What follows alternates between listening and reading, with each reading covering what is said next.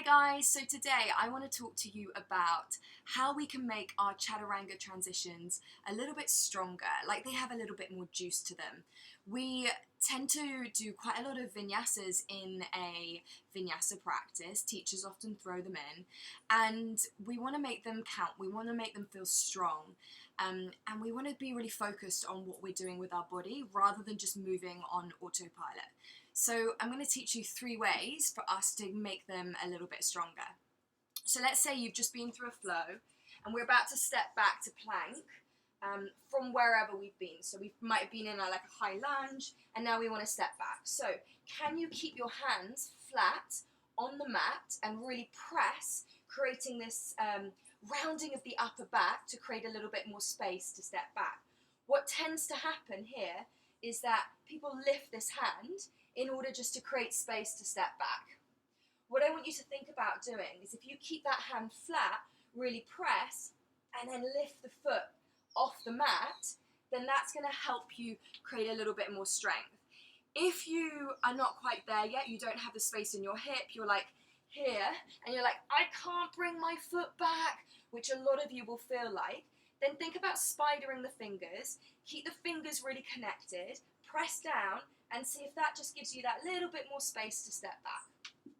So that's number 1, we're working towards having those hands flat.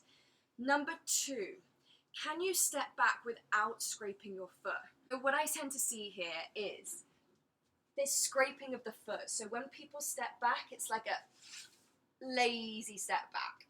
And we do that because it's just easier to scrape the foot. If you really think again of that pressing action, rounding through the upper back, can you lift the foot cleanly off the mat? It means that you've got to work your tummy and your hip flexors that little bit more.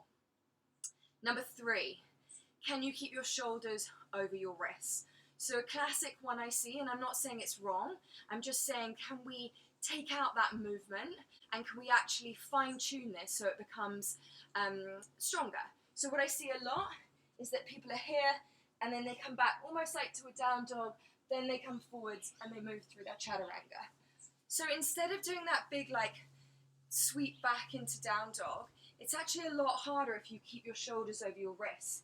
So think here again, pressing down, rounding the upper back, we're trying to keep the hands flat, we're trying not to scrape the foot, keep the shoulders over the wrists, and then step back. So you think really minimal movement and it's going to help your flows, your transitions, you're going to work a lot harder. I hope you guys find those tips helpful. Let me know if you have any tips for me or any comments or any ideas. I really love hearing from you. See you guys soon.